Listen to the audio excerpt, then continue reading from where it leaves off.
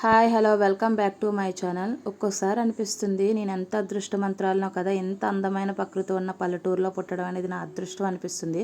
మనం స్వయంగా చేసే కొన్ని అపరాధాల వల్ల ఈ ప్రకృతిని అయితే మనం పాడు చేస్తున్నాం తప్పితే ప్రకృతి అనేది ఎప్పుడు అందంగా, ఆహ్లాదకరంగా, ఆనందంగా, ఆరోగ్యకరంగా ఉంటుంది.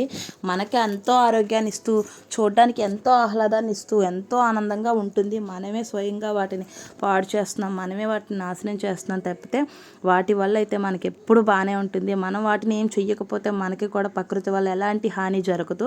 ఒకసారి చూడండి, ఆ చెట్లు, కొండలు ఇవన్నీ ఎంత బాగున్నాయో కదా. ఒకసారి మీరు కూడా ఇలాంటి ఎక్స్పీరియన్స్ చెయ్యండి, ఎంత బాగుంటుందో. మా సైడ్ పల్లెటూరులో అయితే చాలా అంటే చాలా బాగుంటాయండి. అండ్ అంతే మా సైడ్ జనం కూడా అంతే మంచి వాళ్ళు, పల్లెటూరులో వాళ్ళు. అండ్ ఈ ప్రకృతి గురించి చెప్పాలంటే నాకైతే చూడండి, ఒకసారి మీరు ఆ కొండపైన ఆ మేఘాలు ఎంత అందంగా ఉన్నాయో.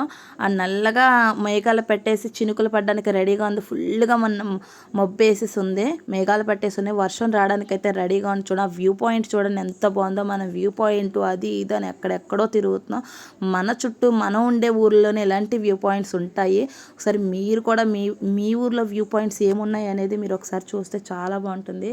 మీకు మీ దగ్గరలో ఏదైనా వ్యూ పాయింట్ ఇంత అందంగా కనిపించేది ఉంటే కామెంట్ అయితే చేయండి. ఎంత బాగుందో ఒకసారి చూసారా. నాకు ఇవన్నీ చూస్తుంటే భలే అనిపిస్తుంది, ఎంత అందంగా ఉంది కదా అనిపిస్తుంది.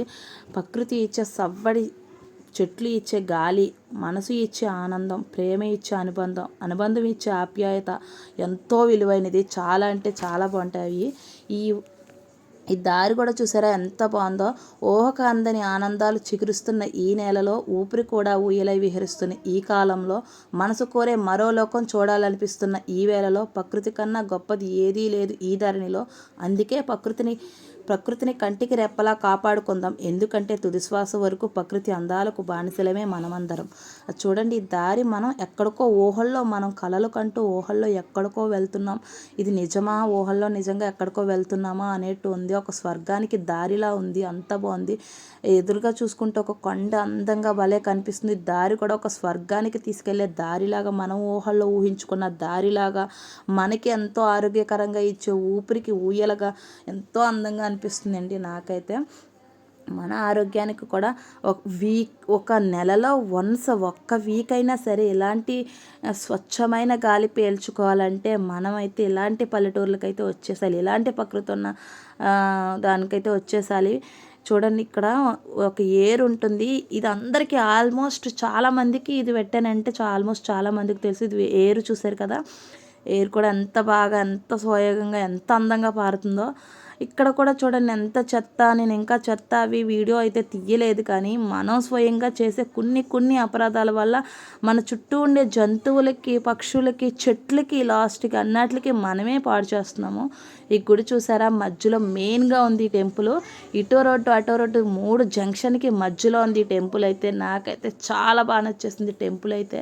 ఒకసారి మీరు ఈ ఊరు ఏ ఊరో కూడా కామెంట్ చేయండి. చాలామందికి తెలిసే ఉంటుంది, అర్థమైపోయే ఉంటుంది. జంక్షన్ అది చూసిన తర్వాత అర్థమయ్యే ఉంటుంది అది ఏ ఊరు అనేది. అండ్ నేను ఎక్కడికి వెళ్తున్నాను అనేది కూడా అర్థమైపోయి ఉంటుంది.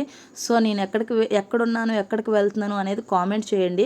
చాలామంది కామెంట్ సెక్షన్ ఆపేసో కామెంట్ ఎలా చేయాలి అంటున్నారు. సో నేను కామెంట్ సెక్షన్ ఈ రోజు నుంచి ఆన్ చేస్తున్నాను. కామెంట్ అయితే చూడండి, అక్కడ నుంచి చూసారా వాటర్ ఎలా వస్తుందో. కొండల పైన వర్షం పడితే ఆ వాటర్ అంతా ఇలా వస్తుంది కిందకి. కొండల పైన పడ్డ ఆ వర్షం అంతా, నీరంతా ఇలా ఇక్కడికి వస్తుంది.